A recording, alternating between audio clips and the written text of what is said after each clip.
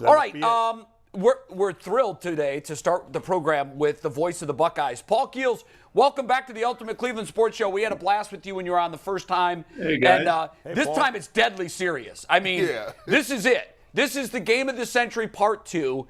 I think it's only happened 5 times where the Bucks and the Wolverines have met when they were undefeated. I could be wrong on that. I thought I read that yesterday.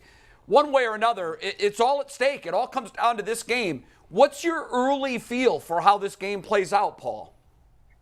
Well, Jay, I think the most important thing is going to be who can establish themselves with physicality at the line of scrimmage, both on offense and defense. That's where Michigan really had the advantage last year. Right. Allowed them to run the ball the way they did. And, I think there's some question about Ohio State running the ball, not just because of inability, but because of some of the injuries they've had at the tailback spot. So probably the first thing is going to be who can really physically and aggressively establish themselves at the line of scrimmage. Paul, do you talk to the coaches and the players at all about the pressure? I mean, think about it. This team is 11-0, and I feel like the fans are miserable. If the Buckeyes don't win by 40, it's like people go crazy, and it's the only sport where that happens. In the NFL, we just want our team to win. Basketball, baseball, we just want them to win. If the Buckeyes don't crush their opponent, everybody gets aggravated. This bothers me as a player or a coach to be 11-0 and maybe not feel appreciated. Is that something that's hard for them to get used to, or? Well, the guy we talk to the most is Ryan Day, and it doesn't bother him. He kind of knows what comes with the job description and what comes with the territory. But I think what you have is 2 different forms of Buckeye fans. Those that, even if they beat somebody by 40 points, they're still going to be unhappy.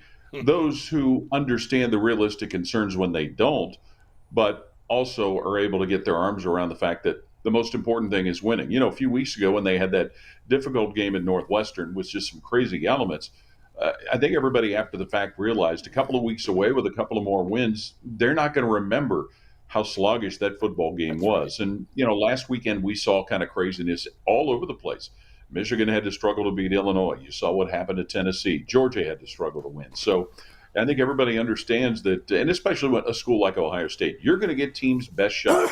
Maryland played better last week than they had in the previous 2 weeks before that. So I think there's a realistic understanding that, there's concerns. And also I think, too, coaches, they like having that ammunition. They'll never admit it, but they like having that ammunition. Okay, you didn't play as well as you can or as well as you've shown.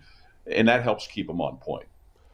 Paul, this is a long time that Michigan and the Buckeyes were in a rivalry that was in the doldrums there for a while because Michigan was quite bad, much to our delight. And now, after last year, obviously that was a big win. What's the vibe like now that they're undefeated facing each other? This is a real rivalry again. What's the vibe like around the team and around the campus? Is it different? Well, this vibe really started after losing that game last year. And Ryan Day talked about it a lot all summer, all during the fall, that what they needed to do was get their competitive excellence to a level to be able to compete to win a game like they lost last year in Ann Arbor.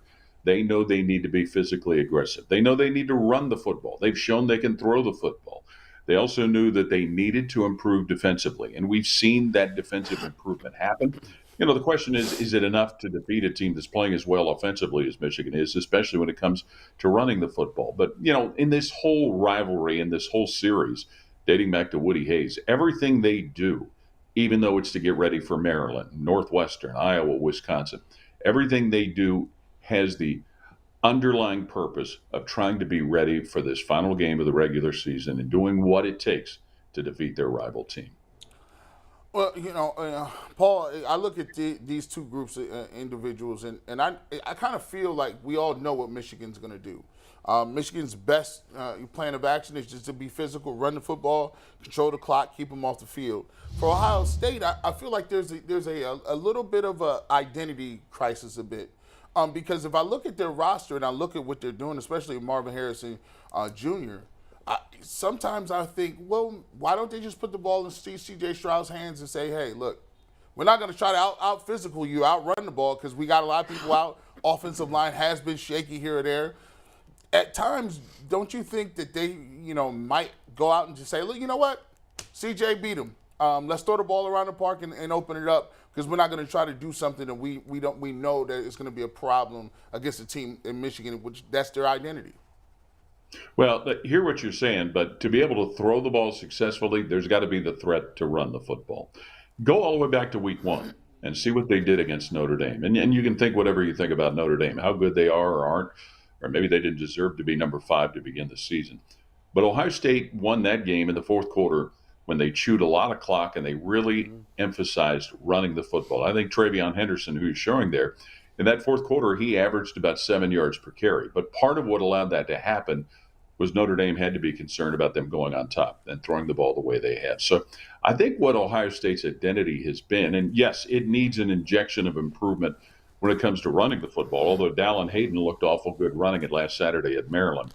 What it is to be as multiple as they can. Not only Marvin Harrison, not only Emeka Egbuka, but Cade Stover has become such a weapon at tight end with what he's done. I mean, a tight end that has 3 catches of 30 yards or longer, a guy that's got 2 different games with 2 touchdown catches in each. So you try and take away Harrison and Egbuka, you got to deal with Stover. If you get crazy about trying to stop the pass, then you've got the running game. And this offensive line, when you look at what they've done over the course of the whole season, they have played at a good level. I don't know if you can say they've played as well as Michigan's has, but they had the potential to do that. So I think really what their identity is to be able to make a team think, okay, let's pick our poison. How do we want to try and defend them? The concern with Ohio State is you'd like to see them run the ball a little more consistently than they have lately. What's your gut on Jackson Smith and Jigba? Is he going to play? No gut feeling at all. And guys, here's the thing. Ever since he's become the head coach, Ryan Day has been very consistent about not giving any updates on injury. I know there was I think it was a print report that came out that Jackson's father indicated he might be ready for the Michigan game. No clue. I mean, we saw when he played against Notre Dame and he tried to come back in against Toledo that it just, whatever the problem is, believe it's a hamstring, it just was not allowing him to be his 100% performance level type of wide receiver.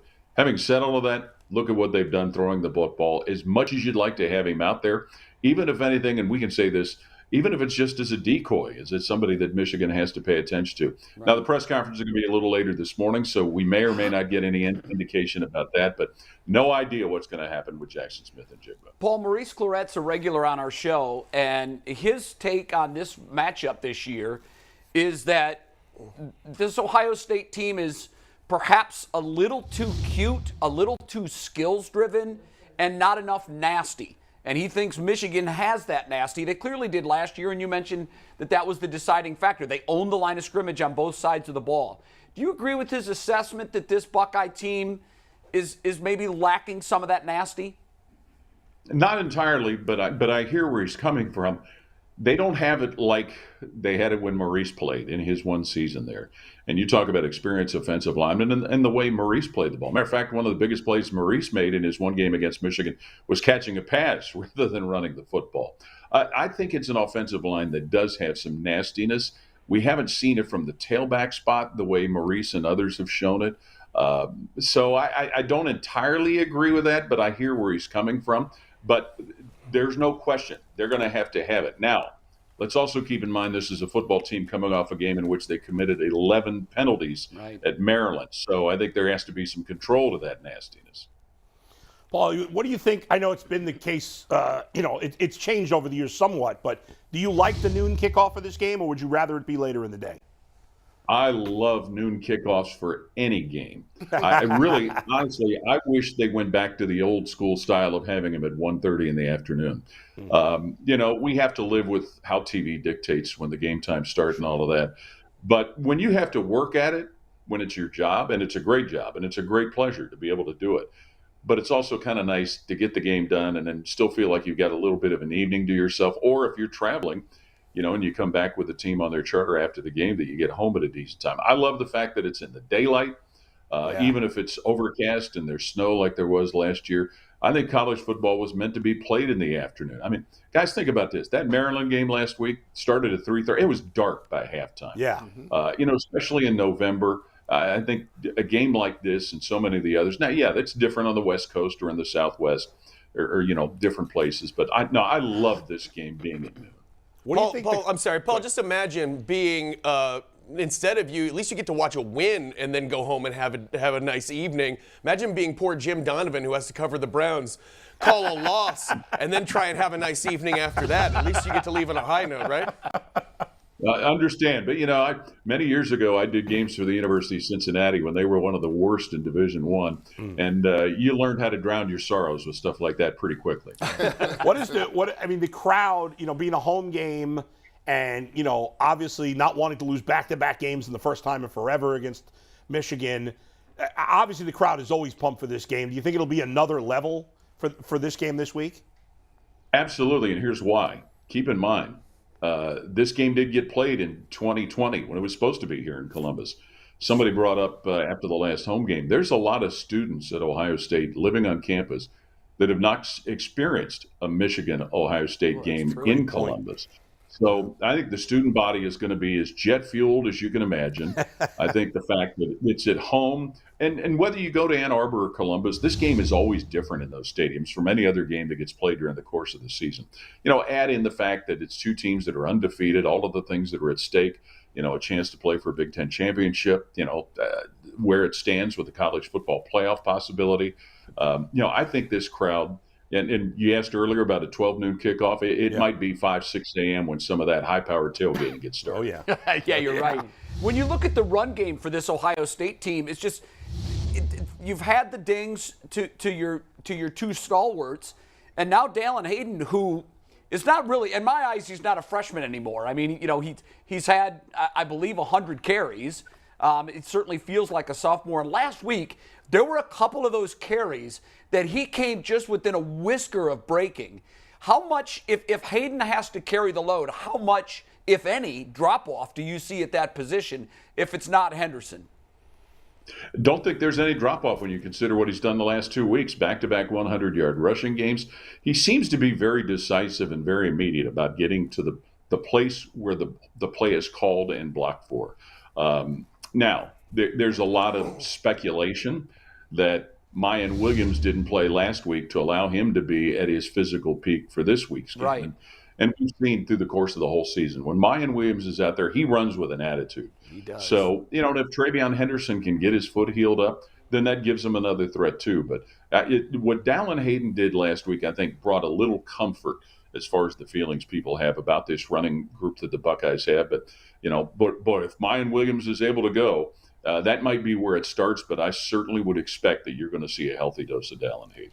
Paul, yesterday somebody brought up the fact that obviously they're banged up. One of their guards, whose name I can't think of right now, may be out, and that would be a big concern. I always think with Ohio State, you got so much talent, next guy up, no big deal. Is it a big deal if they are missing a starting offensive lineman? I think that might be Matthew Jones that they were talking about, who got hurt late in the game at Maryland. The thing that kind of helps a little bit, if you look down the schedule and you see a lot of those lopsided games that Ohio State had early in the year, they were able to get a lot of their backups some significant reps in some of those games.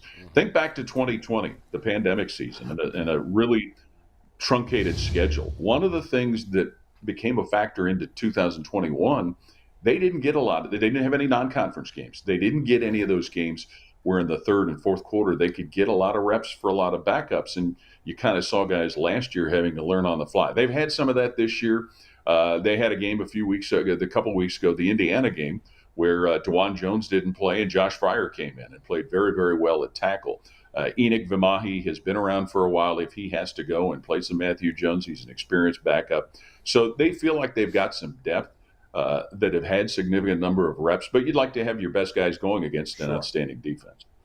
Paul, do you think you'll see two quarterbacks from Michigan? I've seen Harbaugh do it a little bit. I know the quarterback that played last year was injured. Do you think the Buckeyes might see two quarterbacks in this game?